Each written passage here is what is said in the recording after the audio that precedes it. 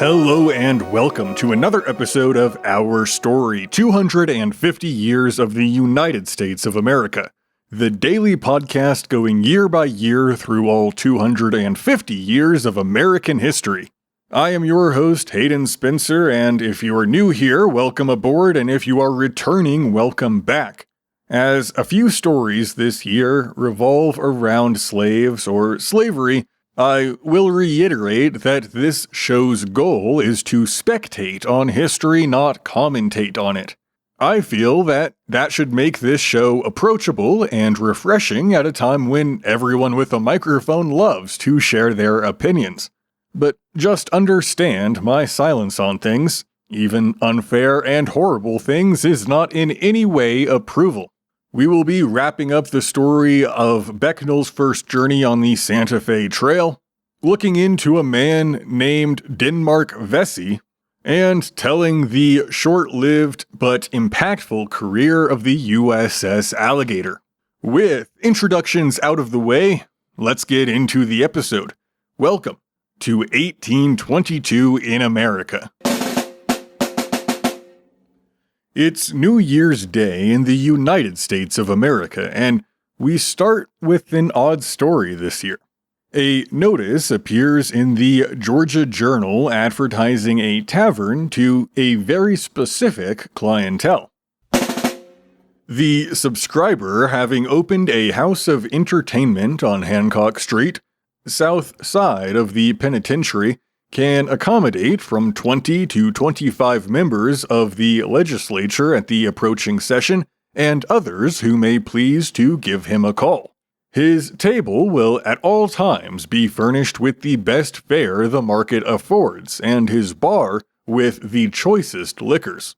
His stable will also be furnished with forage and an attentive ostler at all times to attend to the same, upon moderate terms, and hopes from his strict attention to business to merit a share of public patronage.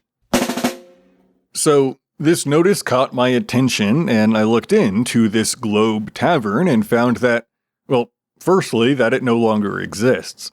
Both the paper and the tavern that it advertises are from Milledgeville, the capital of Georgia from 1804 to 1868. That penitentiary mentioned is now the Georgia College and State University. I was actually able to track down what seems to be one of the only photos of the Globe Tavern, only after piecing together that it was, by the time of the photo being taken, renamed the Old Tavern. So you can check out that picture on our X today at 250 Years of USA if you're interested in seeing this place, which it seems not much is recorded about. While the governor's house is not yet built in Milledgeville, when it is, it seems that if not in the same location, it's going to be within a block or two from this Globe Tavern. An interesting little piece of Georgia history. Now, on to some bigger stories. We left William Becknell last year as he set out on an exploratory journey east-northeast from Santa Fe to Missouri, looking for an easier route for trade wagons to travel. He's aiming to avoid the Rocky Mountains, and although it's not certain, it seems that he travels through the present Oklahoma Panhandle, forging what is later to be called the Cimarron Cutoff. As he arrives in Missouri in January, it's clear that this is a faster and easier path, though one dangerously low on water. Looking to capitalize on the newly established trading relationship with the people of Santa Fe, he soon is back on the trail with 3 wagons, a pack train, and 16 companions. Leaving the Arkansas River about 5 miles west of present Dodge City, the party makes a hazardous trek down to the Cimarron River some 50 miles south. And as the region is devoid of water, things get so desperate that at one point the party reportedly cuts the ears of their mules to obtain blood to relieve their thirst. Following the Cimarron west, the party cuts through present Cimarron County in the Oklahoma Panhandle to the North Canadian River and on into New Mexico. And this becomes the favored route for most traders hereafter. Becknell later will make a third trip to New Mexico and receive a license to trap in the Green Mountains, then participate with a group authorized by Congress to mark this Santa Fe Trail via the Cimarron Cutoff as the central route to the southwest. This, in addition to his previous exploits that we mentioned last year, helped secure Becknell's title as the father of the Santa Fe Trail. We'll now meet a man by the name of John Floyd, a representative of Virginia in the House, who has had an interest in Oregon long before his election to Congress. As we mentioned a few weeks ago, Charles Floyd was the only fatality of the Lewis and Clark expedition, and Charles was John's first cousin. That was no doubt an early cause for him to take interest in the far west coast of America, but just a few years ago he became acquainted with Russell Farnham and Ramsey Crooks, who had been part of the Astor expedition to Oregon for the Pacific Fur Company. Again, a story that we mentioned. Well, now, in January of 1822, John Floyd introduces a bill to provide for the occupation and colonization of Oregon. And although the bill flops, it's notable enough to mention here, as it's the first time Oregon is referred to as a territory of the United States rather than an ambiguously shared region. James Monroe actually takes note of this failed bill, becoming one of its most influential supporters in future iterations. Alright, now all the way back in the contentious 1800 election, we mentioned the smears that went both ways in Federalist and Democratic Republican papers that circulated at the time. One of these that targeted Jefferson was that he had untoward relations with his slave, Sally Hemings.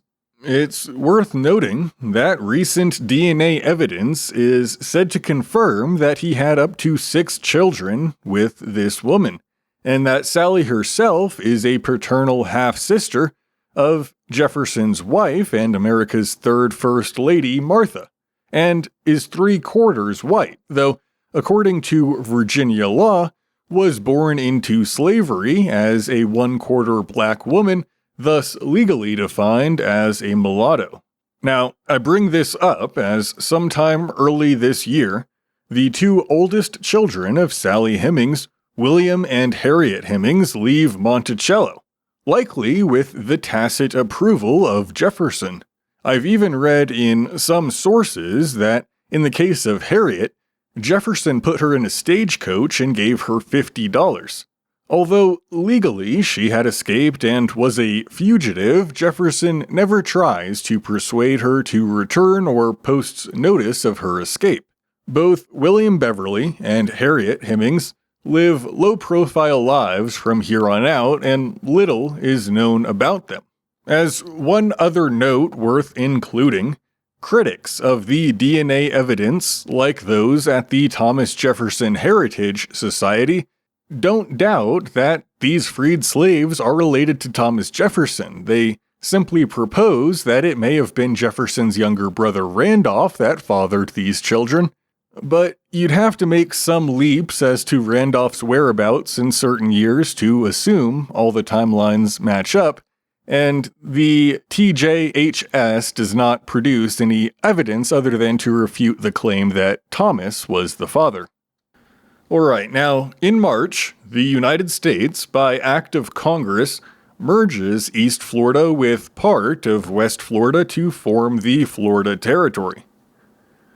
I specify only part of West Florida as the furthest west portion of this territory, which stretches all the way to the Mississippi, is absorbed by Mississippi and Alabama, providing invaluable access to the Gulf of Mexico for both states that was previously just out of reach.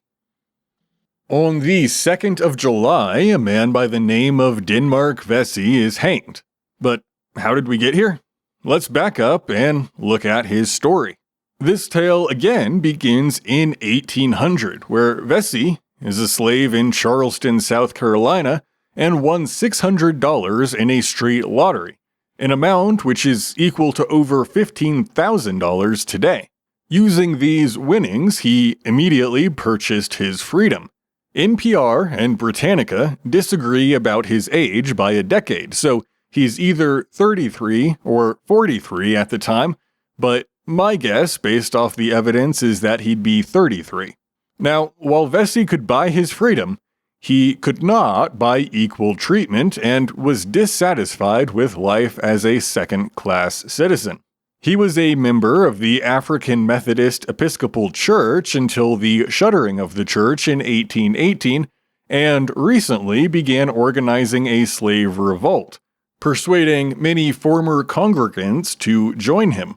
According to one historian who wrote a book on the man, he began studying the Old Testament and Exodus, and believes that blacks are the new Israelites, and that their continued slavery is an affront to God.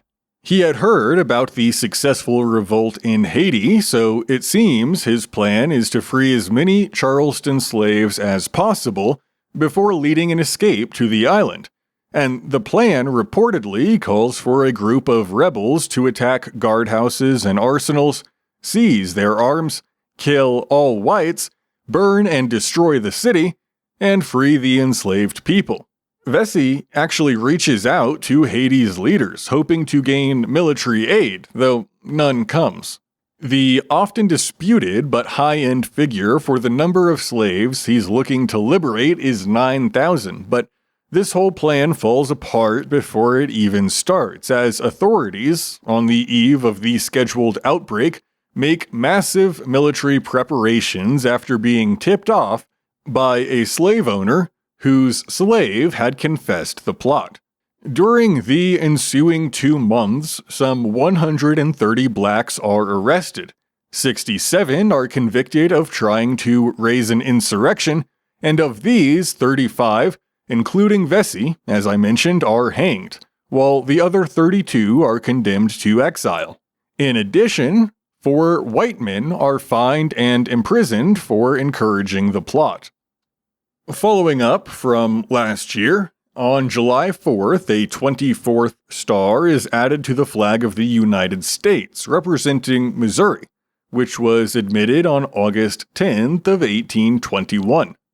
In a story that may seem like a side note but will have a major payoff, next year, the Rocky Mountain Fur Company is established by General William Henry Ashley and Major Andrew Henry, who served together during the War of 1812.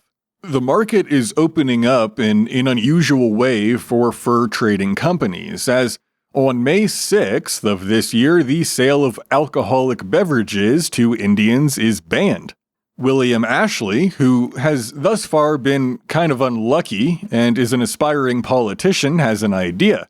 He plans to hire 100 young men to venture into the unorganized and unknown parts of the western wilderness to explore as far as they can and take up the role that was previously filled by Indian trappers.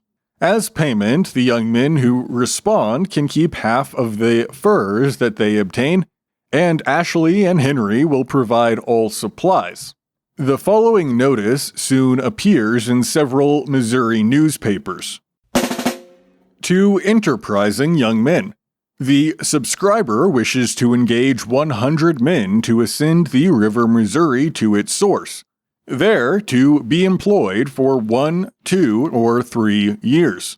For particulars, inquire of Andrew Henry, near the lead mines in the county of Washington, who will ascend with and command the party, or to the subscriber at St. Louis, William H. Ashley. And in our final story of the year, we'll look into a ship called the USS Alligator, its design, its service, and its final resting place. The Alligator was first launched in 1820 after being built in the Boston Navy Yard and is an 86-foot, 2-mast schooner. She was originally tasked with cruising the West African coast to suppress the slave trade, while Lieutenant Stockton, who commanded the ship, also was on the lookout for land suitable for the American Colonization Society to use in order to create a colony of freed former slaves. On both counts, this first deployment was successful, as multiple illegal slave ships were intercepted and a parcel of coast around Cape Macerado was secured. A more dramatic encounter occurs on the high seas near the end of last year, when, while en route again for the coast of Africa, the Alligator encountered a strange sail ahead steering a perpendicular course. On sighting Alligator, the newcomer, instead of continuing on her way, lay to and awaited Alligator's approach. Lookouts on the American schooner soon reported that the stranger was wearing a distress flag, and Alligator moved in to offer assistance. However, when the warship entered gun range, the supposedly endangered vessel opened fire on her and hoisted the Portuguese flag. The pirates possessed guns that were able to take shots at a longer range than those mounted on the Alligator, so Lieutenant Stockton was obliged to load his guns and then have his crew lay flat on the deck while he steered his ship on a course to approach. There wasn't much wind, so the Alligator had to sustain several hours of bombardment, and several casualties occur before she's within range of the enemy. As the distance is finally closed, though, the issue is actually resolved quite rapidly.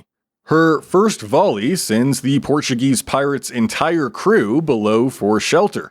The American ship then pounds broadside after broadside into her for about 20 minutes, and at that point, Alligator's adversary strikes her colors. The damage to the Alligator is apparently minimal, as during the remainder of the cruise, Alligator captures several slavers off the coast of Africa before returning to Boston. Now, this year, the United States dispatches Alligator to the waters surrounding the newly acquired territory of Florida to combat rampant piracy in the Florida Keys and along the coast of Cuba. For much of this year, the Alligator, under the command of Stockton, but transferring to William H. Allen, engages and fights pirates in the Caribbean. The crew captures a pirate schooner off the coast of Cuba, and now, in November, Allen receives word that pirates have captured an American merchant schooner and brig. The pirate fleet, small in numbers, is moored in a bay approximately 45 miles off the coast of Cuba. So Alligator arrives in the mouth of the harbor at dawn on the 9th of November, and shortly thereafter, Allen orders crews to man and launch armed boats to assault the pirates and reclaim the American ships. During this exchange, 2 musket balls mortally wound Allen as he leads his crew in the assault on the pirates, and despite his wounds, he continues to direct his men, who eventually succeed and overwhelm the pirate schooners. It's not until 4 hours after this exchange that Allen succumbs to his injuries. Command of the ship now transfers to Lieutenant John Dale, and they depart the coast of Cuba on the 18th of November, escorting merchant vessels that were liberated during the encounter on the 9th. Tragedy again strikes for the Alligator on the 20th when one of the merchant vessels, the Anna Maria, strays from the convoy. Dale orders a change in the Alligator's course to make sure that the ship remains safe, and at 9:30 p.m., the Alligator runs aground upon an uncharted reef in the Florida Keys. Over the next 2 days, the crew tries to free the vessel, but the wind changes direction and drives the wreck further onto the reef. On the morning of the 22nd, a wrecker from the Bahamas arrives and takes most of the schooner's rigging, sails, and other equipment into its services. A few hours later, Anna Maria arrives at the wreck site and takes Alligator's crew, artillery, and valuables aboard for the voyage home. The next day, Dale orders Alligator be set ablaze to prevent pirates from salvaging it, and at 3:30 on the 23rd of November, the fire reaches the schooner's powder magazine and it explodes. It's kinda hard to imagine a more dramatic ending to the year than a ship exploding while reefed off the coast of Florida, so that's where we're going to leave it today. I know this is the shortest episode that I have yet released, so write in if I'm missing anything from the year 1822. Alright, as always, you know where to find me on the socials. If you want to get in contact, make sure you check out our X for photos to accompany today's episode, and subscribe or follow the show if you have not done so already. It'll help to bring the show to more people, and of course costs you nothing at all, so show the show some support if you're enjoying it. We will of course be back tomorrow as we cover the most famous bear attack in American history, discuss a landmark Supreme Court case, and cover one of James Monroe's most lasting policies. All that and more awaits us in 1823, so we will see you tomorrow, and until then, this has been our story, 250 years of the United States of America, and as always, thanks for listening.